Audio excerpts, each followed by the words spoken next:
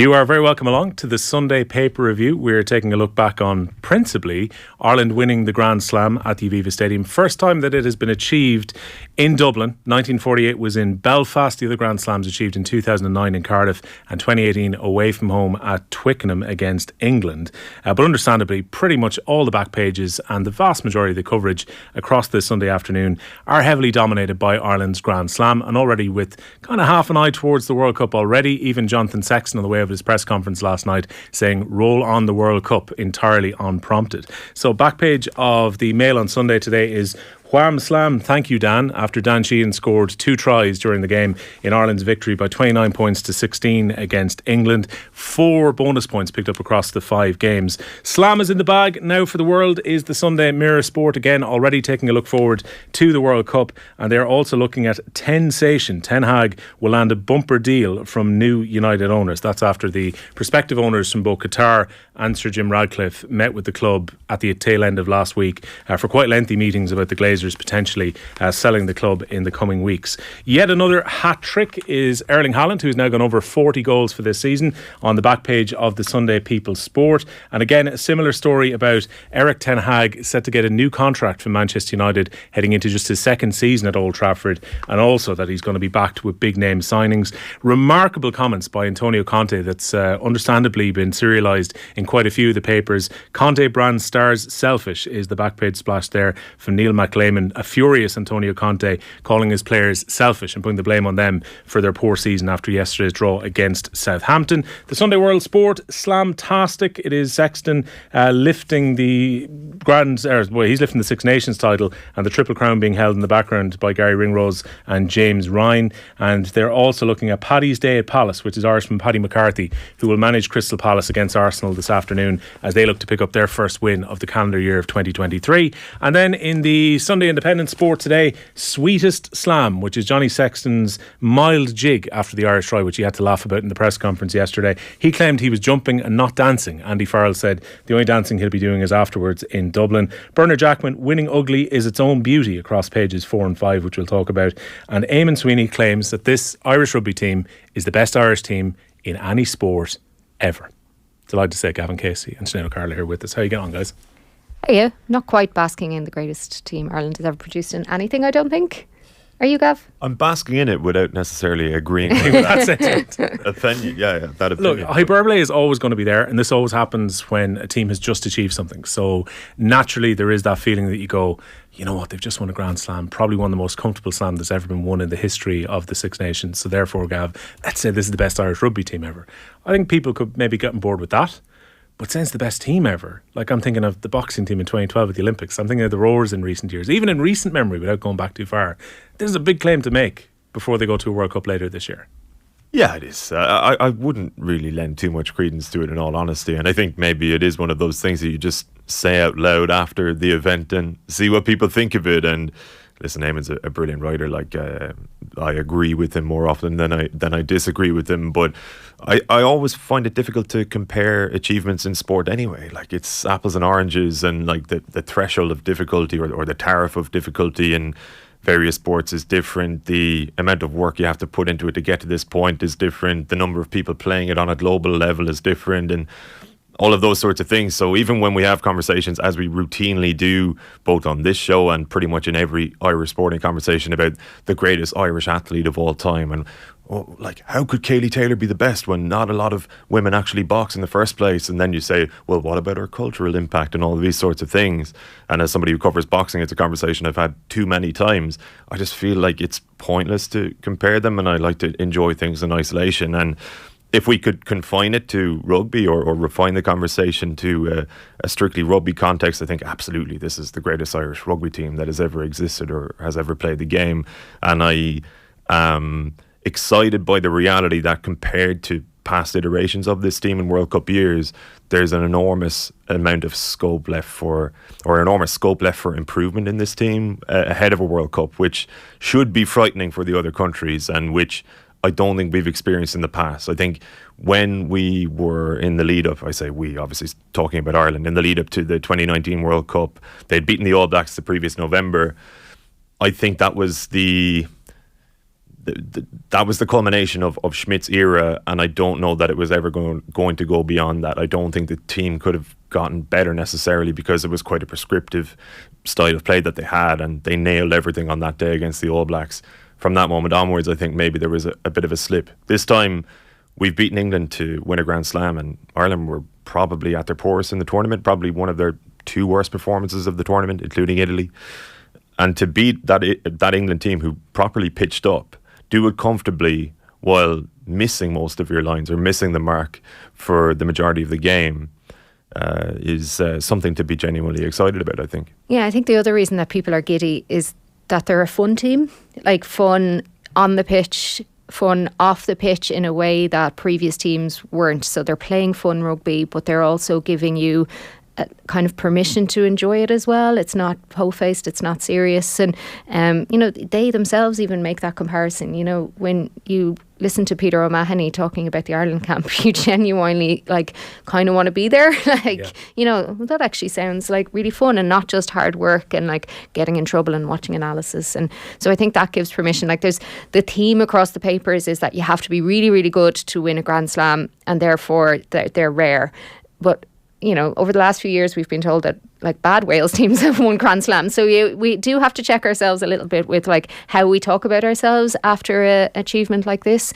The championship wasn't great. The standard wasn't great this year. So you have to couch the achievement in that too. I think I can understand why the French camp are saying we're still the team to beat after this Six Nations, because their feeling is they went to Dublin, went toe to toe with this Ireland team, sorted themselves out afterwards, hammered England at Twickenham, and they're going into a home World Cup now probably feeling, you know what, let Ireland get hyped up about what's just happened, but they were as good in the Six Nations as Ireland were. Yeah, one of the massive things you have to remember about the Six Nations is home and away makes a huge difference. So whatever year that we get France in Dublin is going to be a big deal. So when we're going to the World Cup, but in saying that, but this is the ideal Six Nations in the way it has panned out for Ireland to have gone into a World Cup. So instead of being very hyper about this is the perfect team, we can do it, when we get there, they've had to tweak things, they've had to figure out things along the way. So Scotland probably is what a quarterfinal will look like. A lot of attrition, a lot of people missing, figuring out how to play players in positions that they're not used to. And then the England, this game was kind of like a semi-final because the nerves were palpable. And it looked like, okay, 5 minutes of nerves and we'll get over it. And it was 20 minutes. Oh, they're still nervous. Yeah. But that's what a semi-final is going to be if we get there in the World Cup. So for me, there was lots of kind of good things that this is actually good preparation for a World Cup. This is stuff that we're actually learning from, that, going into a semi-final, the nerves of a semi-final in World Cup will be like that. So I think there was a little bit of dress rehearsal going on, even though there probably wouldn't be an admission of that. But it's also nice to hear them talking about the World Cup. A few years ago they would have been they'd come out and say we just focus on the next game, yada yada, like stuff that in 2019 it genuinely felt like it was a dirty word. Yeah. You couldn't talk about it. We had to focus on the next thing that was going to happen along the journey towards the World Cup. And there's something I'll tell you one thing that felt very different, just to take up your point about them feeling a bit more relaxed in the environment that they want to be in. Steve Bortwick answered 2 questions for Owen Farrell, the England captain, in his press conference yesterday, even when he was asked about his dad. It was fairly lighthearted stuff, what's it like coming up against your dad? You saw your son was there with your dad at training on Friday, and Bortwick kind of stands in. While Mac Hansen, who was incredibly loose a week ago in his comments about England, I think loose is the fair word to use, and even James Lowe, who's pretty loose when he's put out in front of the media, Mac Hansen again was put out to speak to the media last night. Yeah. I think in the Joe Schmidt era, he would have thought, after those England comments and everyone hating England, let's just put him on the back burner for a little while and not have him back out. They put Mac Hansen out straight in front of the media last night, and again he's given them great headlines and great quotes. So obviously Andy Farrell trusts them. Yeah, well, the difference is that Joe Schmidt would probably be listening to this show and listening to every piece of media or reading it or consuming it in some way that would have come out in the aftermath of this game, and would have anticipated maybe that somebody who is as much a free spirit as Hansen might put their foot in the mouth or create a controversy out of nothing. Now, I think Hansen's comments about England and all of that sort of stuff were taken in the spirit that they were intended by most people. Even English people I spoke with were like, well, yeah, I mean, that's sort of what you guys think of us anyway, right? In a jovial sort of a way. It's not that serious. First English media, they didn't amplify it. No, they didn't, and I was a little bit surprised by that, to be totally honest. But credit to them. Maybe they felt as though in this sort of era or this climate, that it wouldn't be as headline grabbing as maybe in the past. But I think with Farrell, a massive thing that he's cultivated in this squad is for everybody to be able to portray their personality, to actually let that out, even within a squad environment. So like if you look at how close this team is, and they're speaking of it in terms of it becoming cliche at this point, that they're like a brotherhood, so to speak, and that's a really difficult thing to actually cultivate within a squad. Like they're speaking about it in terms of it being the key to their success, and we take it for granted because you presume, well, these players are training together, they're playing together, they know each other very well. I mean, 2/3 of them are from Leinster to begin with, so they're working together on a daily basis. But like if you zoom in on that, like some of the players live together, some of the guys who are like 25, 26 literally live in the same house, like they're best buddies. And equally the sort of the boundaries that may have existed in the past between provinces, where you're only meeting up for Ireland camp, and yeah, sure, you'll get on well with the Leinster guys or the Munster guys or whatever it is. Like those boundaries are now completely blurred. Like this feels like an Ireland team in which the players from, regardless of where they're from, are genuinely really good friends. And when you're in the trenches, as they were yesterday against England, that's a very valuable trait to have, to be playing alongside your friends. They continuously cite it, and with good reason, because if you look to your left and to your right and you see guys who you genuinely care about and you want to go to the well for, whatever about the 50,000 fans in the stadium and the 7 million people on the island, like you're going to go the extra inch because you want to make sure the other guy gets over the line.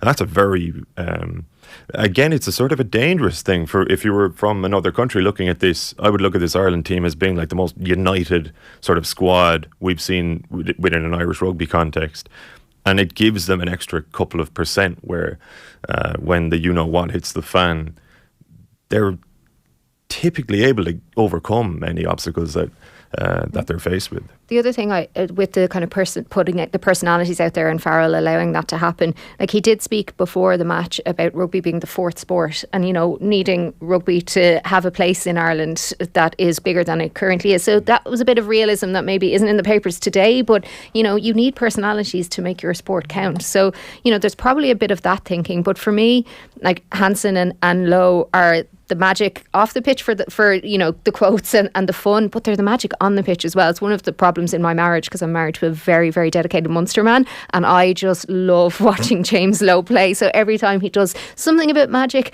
I'm like pointing at the screen excitedly, and like my husband's like rolling his eyes at me.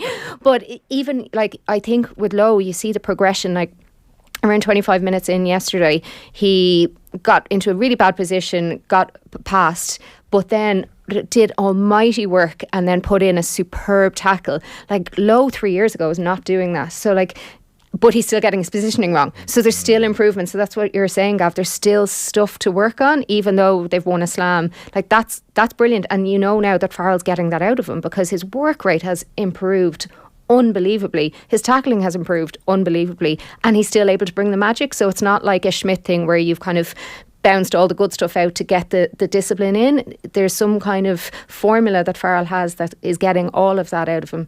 So sorry, Lorcan, for that excited pitch for James Lowe. I'll apologise again to Lorcan, because I'll continue to wax lyrical about Lowe. But like, what amazes me about James Lowe and the way he's played in this championship and the way he's played for the last probably 8 or 9 months is the fact that, like, in the pre-season to this campaign, as in the season in general, not just the Six Nations, he flagged it publicly how hard he had been working on his defence, how hard he had been working on getting those reads right. He had done an enormous amount of research in his own time in order to improve that aspect of his game. It wasn't as a response to the fact that it was a stick with which people typically beat him. It was more so he wanted to be integral to this Ireland team. He's fond of the guys he's playing with just as much as the rest of them, and he wanted to make sure that he wasn't going to let them down when it came to games like yesterday. And like as Sinead points out, absolutely justifiably, his defensive play has improved to an enormous extent, and still he'll get a few things wrong because that happened yesterday. Many of the 15 handling errors were actually down on James Lowe. Yeah, 100%. His offloads didn't work, but he keeps trying it. And he reminds me of a little bit in attack. He reminds me a little bit of Bruno Fernandes insofar as maybe 2 or 3 of his offloads per game aren't going to find their mark, but he's the guy who has to do it. He's the guy who makes Ireland tick in that regard. Very few players will even be able to get themselves free to the same extent as he does in order to throw an offload, in order to continue a move. And like, he will always try it, and I'd guess from watching him over the last couple of years in an Irish jersey, he's been given that license, which is if the ball goes to ground, no panic. We need you to do this. Don't worry about the stats, the offload stats, all of that sort of stuff. Like, this is your role in the team. You are the catalyst in our attack. You're going to be the spark, and if you don't execute absolutely 100% accurately, don't panic, you'll get it next time, but keep doing it is the point. It's like what the Dublin footballers say, like that they were only allowed to take shots if it was in their percentages. So like with him, the offloads are probably always within his gift, so he gets away with being allowed to try it, because actually the next time it will pay off, or it will work. And it's worth pointing out as well, we're speaking about 2 guys in Hansen and Lowe who are imports, for want of a better term. Like, Hansen is half Corkonian, as I keep reminding people, and I keep getting flack for, but like, obviously he grew up in Australia. Now, granted, he sort of grew up an Ireland fan, or at least adjacent to an Irish support. In that, remarkable. As of years ago, he is serving beers in Canberra, and now here he is, an international star. An absolutely unbelievable rise, and that's a conversation worth having in its own right. But I think we're speaking about 2 guys who, for all of the talk of project players and that sort of thing, and for all of the column inches that have been dedicated to that topic over the last few years, and for all of the criticism Ireland have received for fielding so many players, or even relying upon players that didn't come through the Irish system, we're speaking about a team and its likability, and 2 of the names that are at the forefront of that conversation are 2 of the names that Irish rugby has brought into this country and brought into the game. Obviously, Mac Hansen was qualified to play for Ireland regardless. I'm not questioning that. Lowe was a project player, for want of a better term, but they're 2 guys who have added an enormous amount just through their character, through their love for the game. They're also coached in a different game to a lot of the way that the Irish players would have been raised, in the sense that, like, from day dot in Australia and New Zealand, they were encouraged to do the things that they're doing now, which we are seeing as like almost a secret weapon for Ireland. Like, that's just their natural game. We're lucky to have them, and I also like the fact that their legacy as players for Ireland will live on, insofar as, regardless of what happens on the pitch from now on, their personalities, their post-match interviews, all of the colour that they've added to the equation will hopefully be carried on even by Irish players, because they won't be afraid to show the personalities the way that the boys have. Yeah, like, I think Sexton looking the happiest and most relaxed he's ever looked yesterday is part of that story as well. Like, this is Sexton's team, right? But Sexton's team would look very different if you weren't allowed this lightheartedness around it, because he's not a lighthearted dude. No, like, by his own admission, like, he lost the plot with how angry he got in France a couple of years ago. He said that was a real kind of low point of his captaincy, but he seems a much more relaxed guy. Even all week this week, he was remarkably relaxed. The record was there to be taken, Grand Slam, which he's spoken openly about. He wants to captain Ireland to honours and Leinster to honours before he retires at the end of the year. But Sexton seemed the calmest guy in the room all week. Yeah, and like, something that's always got my goat about Sexton is he's always given out to others after he makes a mistake, but actually there was none of that yesterday. He made a couple of mistakes and put his hand up, and I was like, oh, who's this new who's this new person? Kick especially that skewed off his foot. Normally that would have been a huff from Sexton, but he kind of went, right, sorry, put the thumb up. Yeah, and that's really, really rare. So again, there's like something happening there that's a bit unusual. There's progression being made, so it's very much still Sexton's team. So I think that the talk of who's the number 2 really doesn't matter, but also what feels like doesn't matter as much anymore is not all the play goes through him. So even though it absolutely is necessary for him to be there, it's more about his presence rather than his play, which hopefully, if he's not there, then like, it doesn't really matter who the substitute is, that they'll figure it out. I've heard people whispering that because Sexton is now 37, that his influence on the team is waning, because naturally, athletically, he is declining, which is totally understandable at his age, and given not only at his age, because that's almost arbitrary, but because of the mileage he has on the clock, because of the number of times he's gone to the well, because of the number of times he's put his body on the line. But I actually disagree with that. Like, I don't see him as being a poorer athlete than he was, say, 18 months ago. What I see, though, is a team that has taken some of the weight off his shoulders in the way that they play, and quite deliberately, I would imagine Mike Catt and Andy Farrell have almost like decentralized Sexton in how they go about things. So like absolutely he remains integral, but it becomes more manageable now if he's not there because of the way Ireland are capable of playing. And that includes, say, their midfield partnership. It includes Hugo Keenan, who has worked an enormous amount on his just general playmaking ability. Like 3 years ago, when Hugo Keenan first came on the scene for Leinster, I would have said like a massive weakness in his game was not an inability to pass. Obviously, you can pass when you get to that level of the sport, but he tended to go for it a lot. Yeah, decision making. It was decision making, but equally, like just his actual skill levels in terms of his passing, I would have said were subpar for a modern day fullback. You look at him last week, for example, where he puts Mac Hansen in the corner. That's a left to right pass. That's a left-handed pass. He's a right-handed, right-footed player. Like anybody who plays rugby will tell you how difficult that is.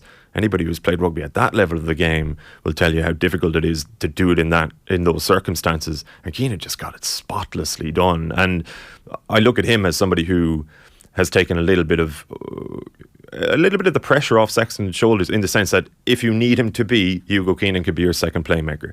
Equally, Robbie Henshaw, Gary Ringrose, all of these sorts of players. So I don't know. I disagree strongly with anybody who would suggest that Sexton isn't the player he was even 18 months ago. I think Sexton will remain one of the best out halves in the game until he walks away from it. I'd be interested to know if that's going to be after the World Cup or not, to be honest. Well, Bundy Aki was making that point when he was interviewed last night. He said, look, guy's 38 this summer, probably he's another 18 months ago. Why not keep him around? And Sexton's joking about playing for Mary's next year. There was one point, because we've talked a lot about Farrell's affability and but he didn't look happy after Ross Byrne missed that kick, actually. And I was thinking, the game was won, but obviously he's still thinking ahead. And I didn't think that was going to be kickable when you're coming on cold like that, and it wasn't an easy kick. But Andy Farrell did look kind of like, that's something to think about. Now, obviously, I'm reading a lot into facial expressions, but maybe he's thinking Ross Byrne came on cold against Australia, made the kick. That's the standard. yeah. But you know what? Knowing Farrell a little bit, just based on what we've heard from him publicly, I mean, he's probably thinking, I'm disappointed for Ross that he didn't make it. Maybe. Because Johnny had nailed his lines, every time. What was he, 4 out of 4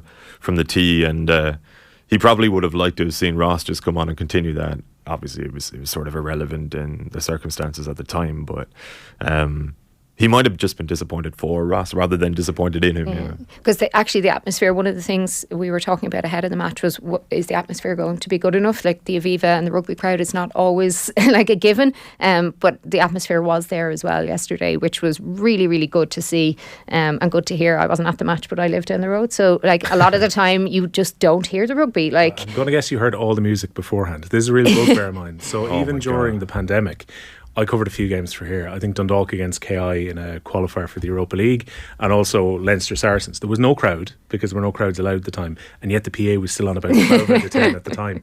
I actually felt for the Virgin Media crew because ITV had a studio in the corner of the stadium, so it was all kind of blocked out. But the poor Virgin Media crew were trying to build up to the game yesterday, and they were just being drowned out by the sound beforehand. And then the song choice afterwards was terrible. Oh, shocking. Shocking. It's a massive... Gala then? Well, it feels felt like the darts, obviously, but... Yeah, but I mean, like, how do you not... I suppose I'd be thinking of, say, when Limerick ended their All-Ireland famine and you put on the Cranberries, and it is this magical, spine-tingling moment, like hearing Dreams come on, and it's relevant to the team that's just won. And Ireland's song, when they won their first Grand Slam at home since 1948, the first one ever in Dublin, was Freed from Desire. I was there listening to it, and I'm thinking, firstly... how does anybody think that song is still relevant, even culturally? Like, it had its moment in 2016. It came back with Will Grigg and the Euros and all of that sort of stuff. But, like, it was absolutely... I was baffled. Like, how do you not go for an Irish tune in that circumstance? And then the funny thing is, like, a couple of songs later, they go to the Fields of Athenry, and you think, okay, that makes sense. But it was in the middle of the crowd already singing Ole, Ole, Ole. And that was just picking up. So it interrupted what was an organic sort of a piece of atmosphere in the stands. Listen, the PA system in the Aviva, I could write 2,000 words on it, in all honesty. It annoys me week on week. Yeah. It's probably not one... Like, it's completely subjective. They're just songs, whatever. But it feels so artificial. It feels so forced. And as Sinead says, the atmosphere yesterday was... like vastly superior even to the France game. I think part of it, to be totally honest, was because 90% of the crowd were from Ireland. Like the France game, I'd say genuinely 25-30% of the people there were French, and they were out for blood. yesterday, I guess the English didn't have the faith in their team necessarily to travel, or even some of the... When your team ships 50 points and you're looking at 400, 500 euro for a hotel room, they probably didn't 100%, 100%. And it helped from an Irish point of view. The atmosphere was absolutely electric. Those last 3 minutes where the entire stadium was singing The Fields of Athenry, it was probably the longest rendition of it that I've ever heard. Usually, you get a couple of choruses in and it dies off and whatever. This time it seemed like there was a real intent, almost a realisation on behalf of 50,000 people that this is the culmination of a journey so far. Let's absolutely lap up this moment as fans, as players, as an Irish rugby public. And that was genuinely spine-tingling when the flags came out as well. Yeah. It just felt like, I guess it was almost the antithesis of Euro 2012, the moment in which, the moment that Roy Keane gave out about after the 4-0 hammering by Spain, where the Irish fans, in defiance, sort of continued to sing The Fields of Athenry, which I also thought was a wonderful moment. I disagree with Keane on that, but this was one where we have cause for celebration here. This is an amazing moment. We're, as a sporting public, as a people on this island, we're witnessing something that the vast majority of people haven't seen in this country before. Only the survivors from 1948 or the people who were there in Ravenhill that day have seen it. I was amazed there was a few of them who were actually there. There was amazing. A guy who was there in 48, so to have been able to experience both must be amazing, to be home for the two Grand Slams, nearly 100 years between them. Sinead, I was thinking on the atmosphere point, I wonder if the nature of the game helped as well, that it built kind of naturally. First half was nervy, and understandably you could kind of feel it in the crowd when England kept getting penalties, and you're thinking, is this one of these days where the pressure becomes too much? And then after Sheehan's first try, it just started to kind of naturally build up after that. Yeah, I think people were like, oh no, this is going to be fine. We will win this, but it's not going to be a cakewalk. So we actually do need to participate as well. So I think that's part of probably the criticism about the rugby crowd. Sometimes they don't participate in a way like, Ronan Garrett giving out to the La Rochelle crowd, being like, we needed you. I'm used to this Munster thing. We need the crowd to be there. So there probably was a sense of that. But then also that sense of relief of okay, it's an evening match. We can actually celebrate a bit now as well, and just enjoy watching these great players. Eamon Sweeney, while also claiming that this is the best Irish team ever of all time in anything, also talks about the viewing figures and talks that the viewing figures for the rugby are, high in 2021. The most watched Ireland soccer game in the World Cup qualifiers drew fewer viewers than the least watched Six Nations match. So he says rugby is where it's at now. I do wonder how much this team and this sport captures the imagination more widely. It is extremely Leinster. It's an extremely Leinster team. It's an extremely Leinster squad. I do wonder how representative it feels. There's a piece in Bernard Jackman talks about the IRFU deserving huge credit for the money they have invested in the professional game.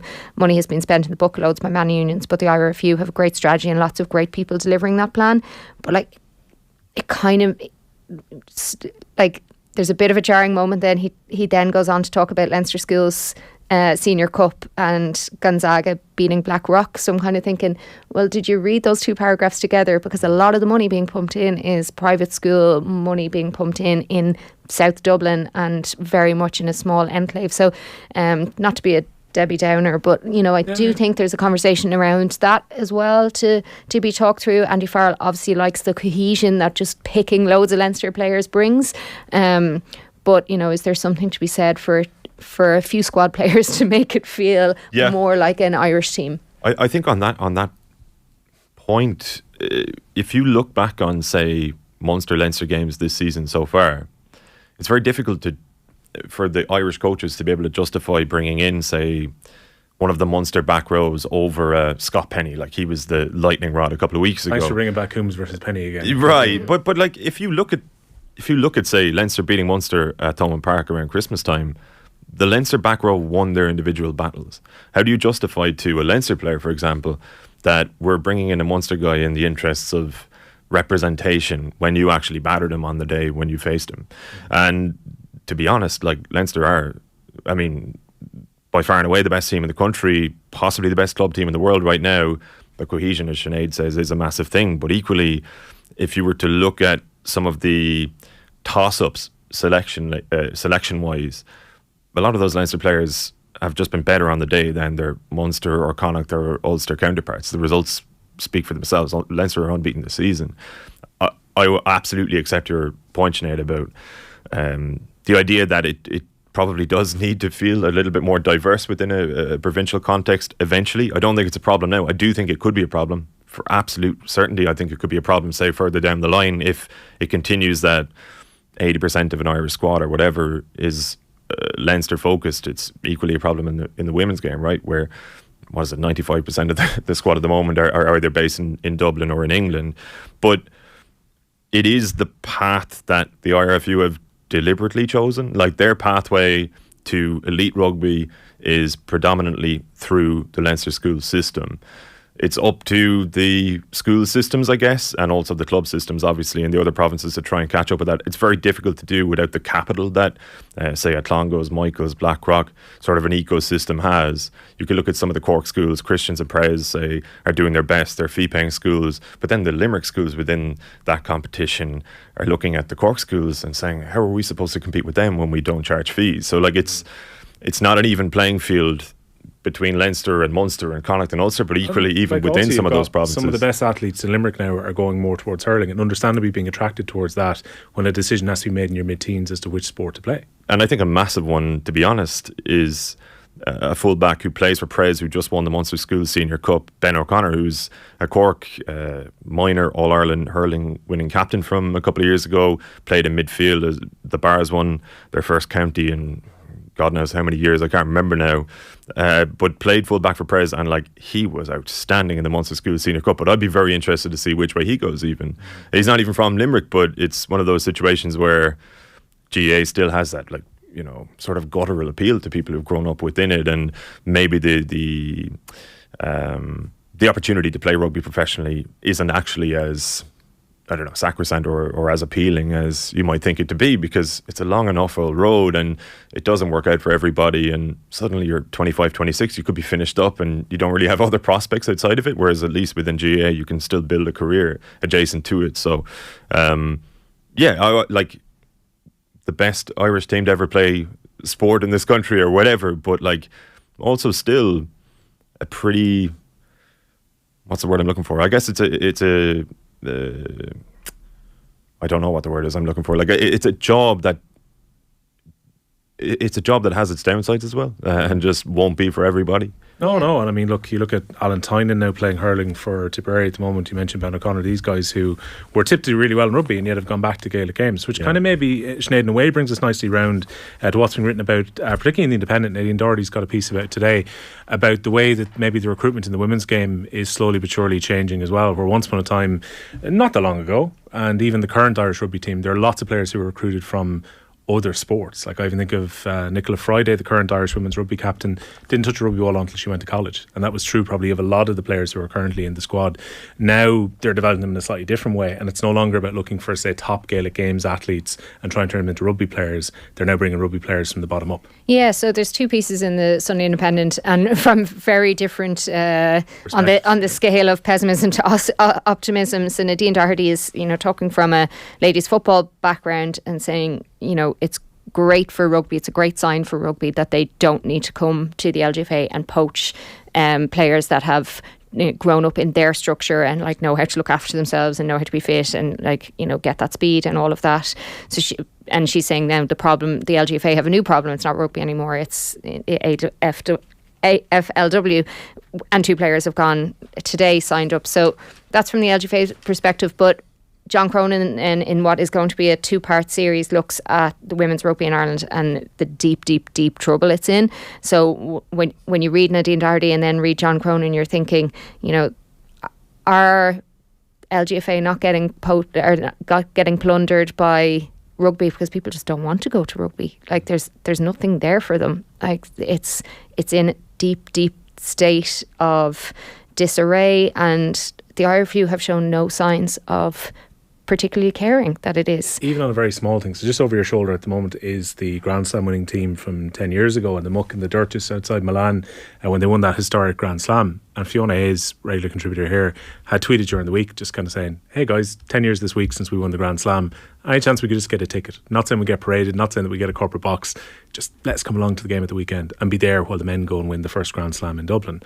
And the fact that their achievement is, I won't say totally forgotten about, but kind of sidelined to an extent, maybe sums this up to a certain extent, where it's, oh wow, Grand Slams, lads doing great, they're going to the World Cup, and women's rugby is very much down the totem pole. Yeah, like they couldn't have paraded them yesterday because it would have highlighted how badly they handled winning 10 years ago, because instead of capitalising on such a huge achievement and having those brains of rugby on that team, some of the best brains of rugby that you guys use and hear from all the time in the media, that they haven't utilised any of that. There was no legacy from that at all, which is such a pity when you see the people that they had at their disposal. So the RFU couldn't have paraded them yesterday because it would have been embarrassing, shining a light on what has happened in the 10 years since. John Cronin writes about how everything has been about centralisation and contracts, but the contracts are 15 grand a year, and like nothing that they have done will move the needle, basically. And the conversation about contracts that led to those contracts being offered, everybody I felt as though most people in the general public were sort of curious as to why, say, the Irish women's team were demanding professionalisation or professional contracts when, like, they weren't actually up to scratch, say, I'd say watch the Six Nations and see why. Right, but they weren't really demanding that. Like, what they wanted was just more alignment, a better pathway, a better domestic structure, a chance to actually be good, a chance to get to a point where they could ask for contracts justifiably. And like, if you look at the number of players who've actually taken up those contracts, because they are pretty, puny in the grand scheme of things, like it's quite minimal. It was never really about contracts, but the IRFU dashed to what they felt would be the easiest way to sort of massage the situation or be seen to do the right thing. Let's get contracts straight away. It also, in a way, takes away the argument that many of us would have made when they go, oh, look, all these English, French and Welsh players have now got contracts. Well, actually, we've handed out this many. Yeah. But when you dig down into the detail, how many of those players were already on the Sevens programme and were just extending their deals? And the vast majority of the really top players on the Irish team decided not to come back from England. I think that was the real kind of telling point, was that they weren't giving up their contract at English clubs to come back for an Irish one. Yeah.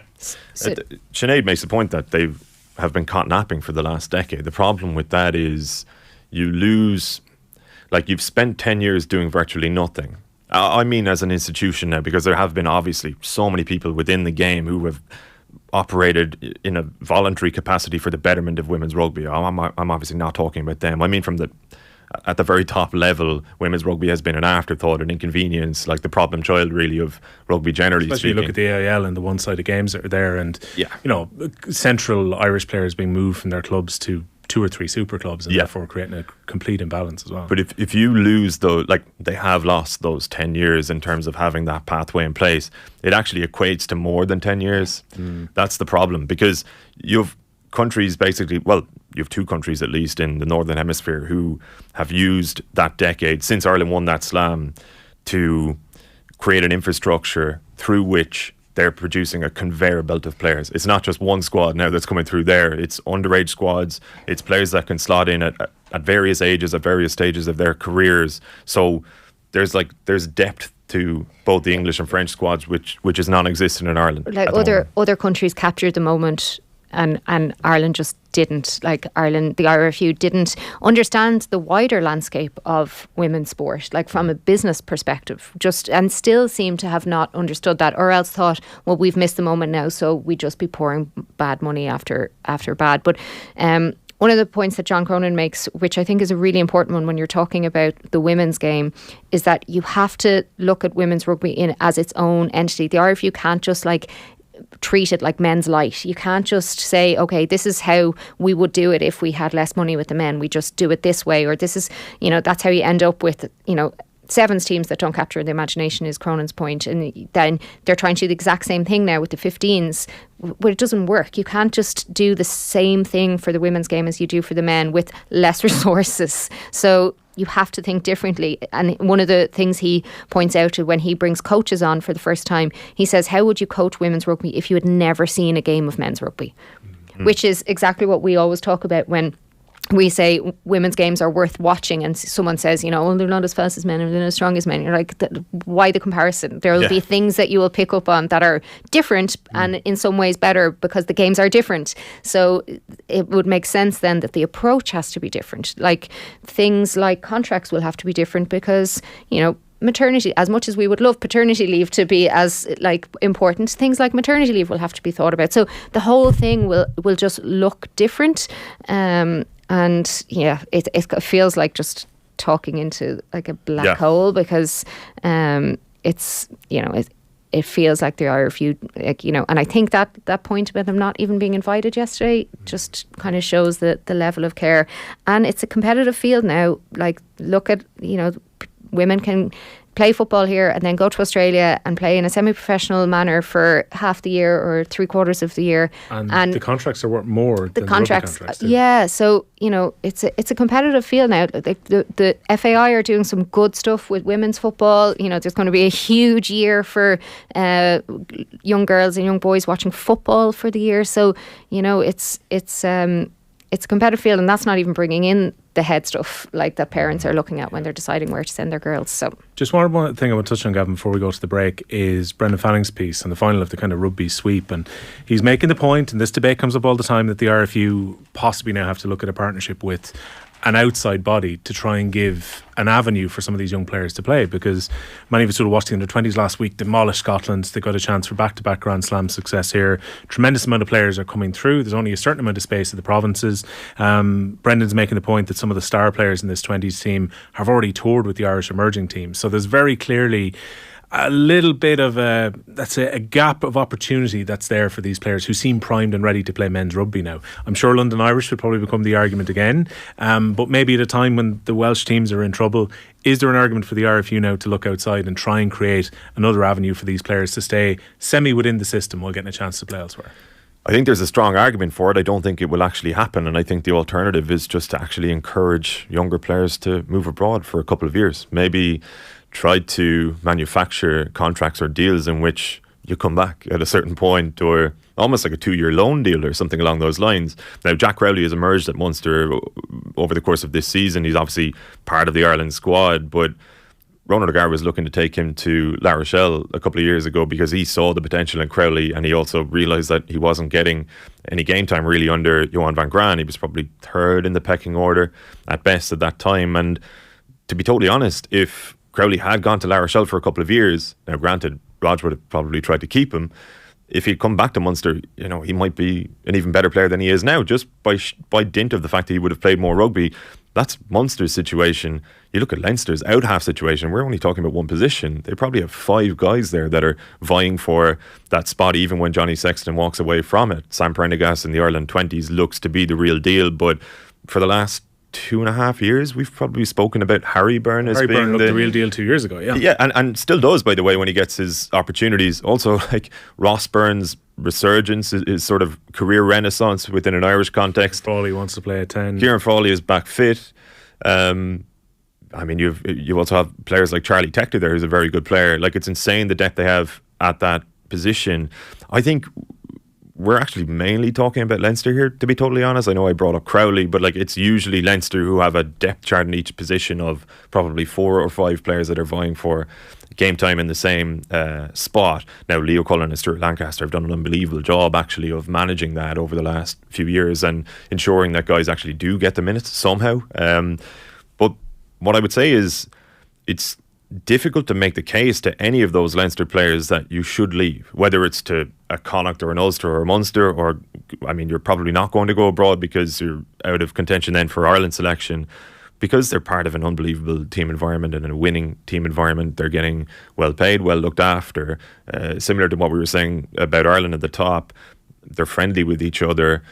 Their friends and family are here, they're from here, and it's like, why would you leave? It's also the pathway, this goes back to my point earlier of rugby is kind of becoming a Leinster, that's where it's at. So their pathway has always been do well in school, get into the academy, do well in the academy, get onto the Leinster team. So that's the pathway.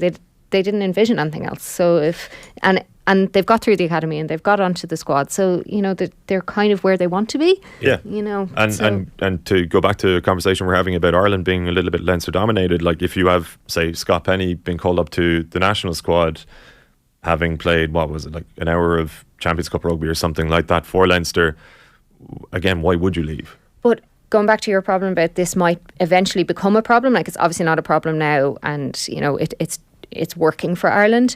But if you look at the Joey Carbery example, like there's probably a good few people in Leinster being like, well, I don't want that to happen, where I'm kind of always the nearly man. And then you're judged on a much. So one of the reasons why I think that the squad thing isn't, like, I disagree with you a little bit, Gav, about like if a Leinster player beats a Munster player on a Leinster-Munster match, therefore they deserve it. I disagree with that slightly, because I think the bar is always different because there's so much visibility on the Leinster squad. The bar is always a little bit different. Like when you see how Ross Byrne gets kind of assessed after a game compared to how Joey Carbery gets assessed after a game is vastly different. And I think that is because of kind of that familiarity with the Leinster setup and the winning ways, and Lancaster and Cullen and all of that. So I do think eventually it will become a problem, because probably people will look at Joey Carbery and go, well, actually you go to Munster, you're playing at a lesser team, and then you get dropped from Ireland because the expectation is higher on you than it is on Ross Byrne. If you're in Leinster, you get the ticket, Look at Tyke Byrne, as opposed to looking at Joey Carbery as a route back round, where he had to leave Leinster, go abroad, come back, becomes a star player then for Munster. So that goes to your point of going abroad, like go 100%. Abroad. Yeah. And like it's finding a way to encourage guys who are part of that bottleneck in any given position to go there and assure them that there is a pathway back here. Like even if it's guaranteed in the contract or otherwise, like we won't forget about you. Like I don't know that it would make sense at the moment to lift what is ostensibly a ban, obviously, on players playing abroad representing the national team. That is a decision that's been made in the best interests of the provinces and just keeping our best talent here, right? There has been one exception ever, and it was Johnny Sexton. That won't change. But if you could make the case to a 21-year-old or 22-year-old, if you go and play Championship in England, maybe not at the moment to be totally honest, but Premiership in England, or go to Pro D2 in France, or play even at a lower tier top 14 team, like we will stay in touch with you. You will still remain part of the system, because that is within the auspices of the IRFU, and like it is a remarkable system that they have. It's up to them really as to whether or not they retain contact and continue to assess a player while they're abroad. And I would just make the case that, like, rather than having to seize control of a London Irish or invest to that extent in an organisation outside of the IRFU or outside of this country, encourage lads to go and spread their wings and see what comes back. On the long-term approach then of that, like I've heard Shane Horgan and Andrew Trimble a couple of times on the Second Captains talking about the personality of the Leinster schools player being a bit too uniform, and that in the long run that's bad as well. So a few years, like obviously you're not going to change that whole system, but a few years abroad for some of those people is probably not a bad thing. So probably long term that's not a bad approach either. Yeah. Look at what we're saying about Mac Hansen and James Lowe, right? Yeah. Just go spread your wings and, figure out who you are as a person, and you probably come back a Carlos Spencer type. Taking the book. Andy Dunn made that point really well. If you listen back to the podcast a couple of weeks ago, where he talked about when he came back to play club rugby in Ireland, he noticed some of the lads coming out of the academy in Leinster that maybe didn't quite make it. They were very polished young men, but they were all playing in a very specific style, and they weren't able to play maybe the off the cuff that was required at club, because they were programmed to play in a certain way. So and Eddie Jones has talked about that recently as well. That was England's downfall, right? And he talked about the idea of teachers not being coaches anymore, and like coaches coaching like young lads, like instead of teachers doing it. So that kind of, it makes them super disciplined and ready for academies, but maybe not ready to, play on an Eddie Jones team. Well, you look at some of the guys in the Ireland team now even, and say somebody like a Tyke Byrne, or some of the people who have taken a scenic route, and Tyke Furlong, obviously he's come through Leinster, but I'm talking about people basically from outside of the Pale or outside of Cork or the Strongholds. Like, they remain some of Ireland's most important players, and I loved Ryan Baird. I was just about to say this. Yeah. Like just talking about that turnover he made in the 58th minute. I hope this wasn't embargoed. Have you heard this? No, I've read it. Because it was. I wasn't on the pitch. I think he made the comment on the pitch. Murray Kinson and I were doing a podcast in the stands, but our colleague Kieran Kennedy was telling us, and I think it was Cian Tracy from the Indo who asked him the question. But he basically said for that poach in the 58th minute, he weighed it up and he thought to himself, what would Tadhg Beirne do in this situation? And he went for it. And like he knew, okay, I'm going to have a long and successful Test career, but Tadhg Beirne is still sort of the incumbent in this jersey, and he's a monster for Ireland. I'm just going to follow suit here. And like that's a guy, like Beirne has become a talisman for Ireland, and he's done that through. He has gone he's taken the road less travelled in order to get to that position. He's one of Ireland's best players. He was very unfortunate to get injured in this championship, but he's had an unbelievable 18 months, 2 years. And you have a guy like Ryan Baird who's come through the school system and whatever else, and he's looking at somebody like Tadhg Beirne as an idol almost. You know what I mean? Yeah. So that was the moment actually for me, because I hadn't really understood the Baird stuff. I'd like the athleticism. I was like, if I hear once more about Ryan Baird's athleticism while he's also making handling errors, it'll drive me mad. But that was the first time that I was like, okay, you're seeing something there. And then afterwards I was like, oh, because he was emulating Tadhg Beirne. But you know, those are the big moments. So like then I was like, okay, yeah, if you can come play England in a Six Nations decider and you can do something like that, I'm like, okay, I can hear about his athleticism maybe once or twice more. Some stories away from the rugby that have made the papers today, and obviously it's incredibly rugby dominated, but there's a few pieces about diving in the GAA which has come up a bit. Mark O'Shea's written about it in the Irish Mail on Sunday. Christy O'Connor's got a piece at the bottom of his article. He's also talking about Donegal's fall within the Times today as well. But Sinead, this is becoming a bit of an issue. Simulation or buying freeze, I think as they were called once upon a time, and players are not afraid to take a tumble right now.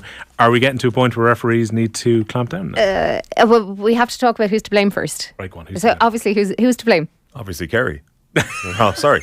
Did I say that out loud? No, it's the pesky soccer players, obviously. Those fancy Mark O'Shea says, I have a fair idea where this is coming from. The underworked and overpampered world of the Premier League was once exclusively over there, is now evidently over here. I'm disappointed Mark didn't call it the Premiership. He should have been old school over in the English Premiership. He does go on though to say that it is embarrassing, and he's obviously asked the editor to make sure embarrassing is spelled in capital letters. So Mark is very exercised about this. I am not exercised about it. You don't care?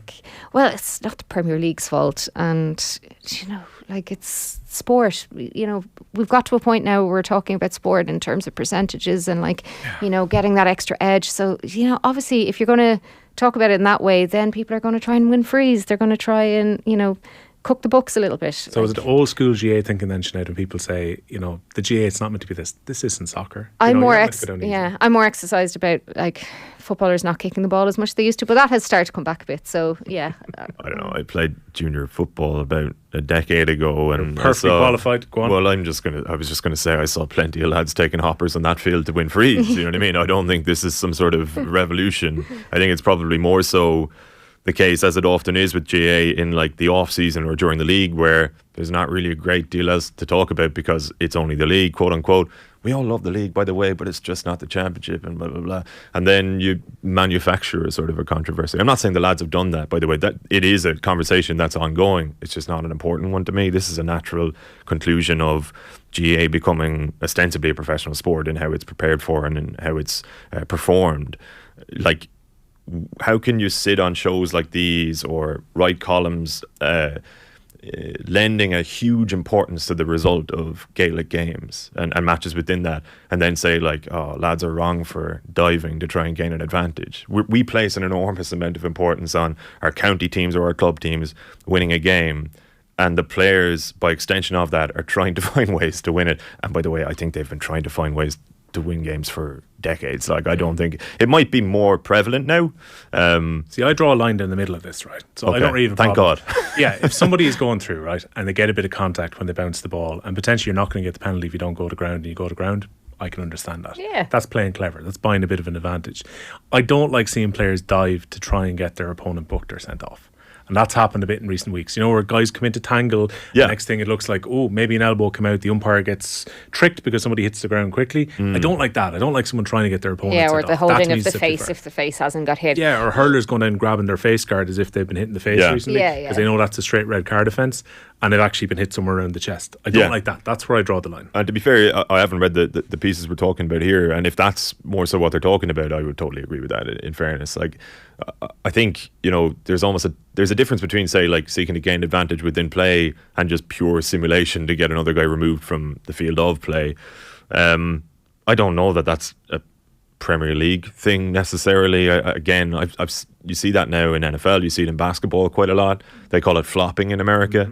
Maybe if we started calling it flopping in Ireland, lads would start. Lads would stop doing it. Eventually, probably it'll be embarrassed out of people because you know, you can't really go home to your home club after like getting a lad sent off because you made up a smack to the face. Like Ireland's probably a bit too small eventually for it. That's actually that's a key point. Like in the NBA or whatever, you continue to get away with it because it might go viral or something along those lines, but there's no accountability. But when you're friendly with some of the guys you're doing it against, or neighbours with them or whatever, you know, like, you'll go down in infamy if you do it too often. Yeah, like if my sister did that, my dad would have been looking at her going, really? Well, imagine like a situation in which you're like a really good junior B footballer or whatever, and you become known around your town as a flopper. You know? I wouldn't take that risk. If you're a really good junior B footballer, the impression that you want to give is, I can go out and have fun and still kick quite well on a Sunday. I probably should be playing. I should be playing for the senior team, but I'm not, because, you know, I'm just not as focused as they are. I've chosen not to. But I've got the talent. You don't want to be known as the guy who dives on the ground for the junior B football team. I think as well, when it comes to the argument around the red cards and everything as well, there's a certain extent that people look back at how Tiernan McCann was criticising the TV a few years ago when he went down after his hair was pulled, and therefore I think people are applying that now, going, how come people aren't being as hard as they were on him? So therefore there becomes a conversation. But as the year goes on, I think referees will become very aware of it, because I'm sure the referees read the papers, I'm sure they listen to all these conversations. They're not in a bubble and immune from all of this, and I'm sure they're going to spot something. Mark O'Shea says it should be the black card. So if you get caught flopping or diving or putting a hand where you didn't get hit, that you should get a black card. It's tremendously subjective, and the only thing I would say to Mark's point on that is you get a yellow card in football right now if you simulate. If you give a black card and someone misses 10 minutes of an important match and it turns out that actually his legs have been clipped or something that happened that caused the fall, good luck to a referee policing that. I think you'd have to be very sure before you do it. CCC would be very busy. CCC is always busy, and DRA is always busy. I'm sure they'll welcome a few more cases along the way as well. There's a few other pieces that are kind of interesting to touch around. I would definitely have a read.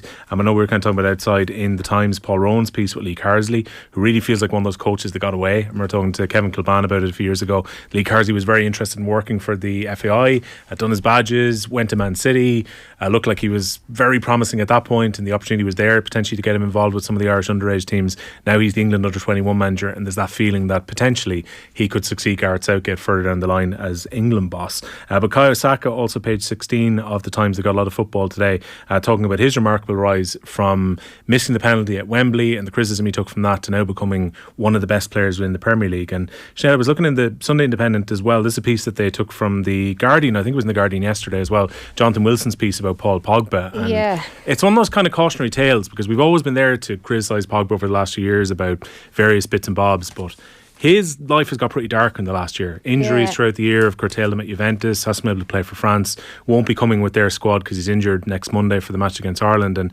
all this off the field stuff, and his entourage and his brother all seem to be problems around him as well. Troubled soul in search of peace is the headline the Sindo have put on it, and Jonathan Wilson just lays out kind of what's been happening to Pogba. So injuries included, but late or in the summer came reports that a month ago, before that game, so United against Liverpool, Pogba had been kidnapped by masked men bearing MI6 assault rifles who had taken him to a flat 15 miles east of Paris and demanded 13 million protection money. That's 1 million for each year of his professional career. Pogba seemingly tried to pay, only to be blocked by the bank, although he was able to raise €100,000. His wife and 2 children had been threatened during a burglary at his house in Manchester, and then all this comes to light then that his family were involved in this. So, you know, it's not just kind of getting over the trauma of the incident, it's an ongoing trauma of, you know, these being your nearest and dearest and selling stories about him and there's some problems with some of the NFTs, crypto stuff he was doing. You probably have less sympathy about that. But Jonathan Wilson makes that point about sympathy, that Pogba is far from the only footballer to have been targeted by criminals, but it's not clear what football can do to protect its healthy stars, but it has a duty at least of sympathy. Even if Pogba never plays to anything like his maximum again, he deserves football's understanding and support. So that it's not, he makes the point, like, people kind of are a bit dismissive of Pogba, like in the haircuts and, his attitude to wanting to win the Ballon d'Or rather than, a team win. But, it's a point well made by Jonathan Wilson that there's a lot more going on in his life. I've always found the discourse around Pogba to be troublesome, in all honesty. I feel as though he's been a lightning rod and an unfair target for, I think, criticism of a generation almost, rather than what should have been specific to him. Sinead mentions there, like, the sort of more individual or the more individualistic pursuits. And he's 30 years old, but he was probably just on that first wave of players who became brands in their own right and became almost bigger than clubs and generated their own individual followings. Like, he was maybe a pioneer in that, and so became the target for people's ire towards that. Now you look at it, and if it's like Vinicius Jr. or some of the, like Kylian Mbappe or whoever, it doesn't feel like an issue. But with Pogba, it was an issue at the time, and it almost followed him. And the haircuts and all of those things became an extension of that. Like, Paul Pogba came out a year ago, almost to the day, if I'm not mistaken, and said in quite a lot of detail that he suffered from depression while he was at Manchester United. And when you see what's come to light about the people around him and what he's been going through, it's perfectly understandable that he would have suffered with mental health issues, depression or whatever else. But at that time, it felt as though that made no impact at all to the perception of him, to the understanding of him. Obviously, he had a documentary. Probably in this day and age not the best move, just insofar as so many footballers release them and they're kind of vanity projects, and it almost discredits you in a way. But I thought when he came out and spoke about his depression and things like that, it should have added a layer of context to Paul Pogba the person, which just wasn't taken into consideration again when he was discussed. And I feel as though he is a very good footballer who became so famous that he received a level of criticism that wasn't commensurate to anything that he was putting out there in the world. You've actually never heard a teammate describe Paul Pogba as being problematic in a dressing room or being a cancer on the environment or any of that nonsense. It's almost an assumption it was him last year as well. Yeah, and look, to be fair, United's fortunes have drastically improved since he left, right? But you could say the same for Cristiano Ronaldo in January. You could say the same for quite a few players. Like, no United player has come out, even, and you think of how leaky that United dressing room has been traditionally. No United player has come out and criticised Paul Pogba. Nobody ever really had a bad word to say about him. But in media terms, he was always the problem. It was just decided upon that he was the problem, even if it was sort of unsubstantiated. Yeah, and it just annoyed me for several years, to be honest. And the British media do have a kind of obsession with young, moneyed footballers, particularly black ones, and find flaws with the spending of the money. Even so, the recent one, they were like showing Rashford's flash car, which he was driving in after they'd lost 7-0, as if he owns another car. It's a really laboured point, so there's probably no need to go over it too much. But that is part of it, and because football makes these stars so young, like, you're not talking, like, we talked a lot there about the Leinster Academy, but when we're talking there, you're talking about teenagers. Like, these lads are being made much younger than that. So the idea of being able to have any kind of normal life from a young age is impossible. Like, even the stories about Phil Foden, like, they're not even able to just go out to a normal nightclub or a normal pub without being, set upon in some kind of way. It's just an abnormal life trying to be lived by people who have not been prepared for it. So it's always a strange one when you're trying to put sense on a footballing story like this, when you're, talking about millions and millions of pounds and expectations that are beyond anything we could think of. Guys, it's been a pleasure. Time has beaten us, just as Gavan's about to come in to defend Paul Pogba again.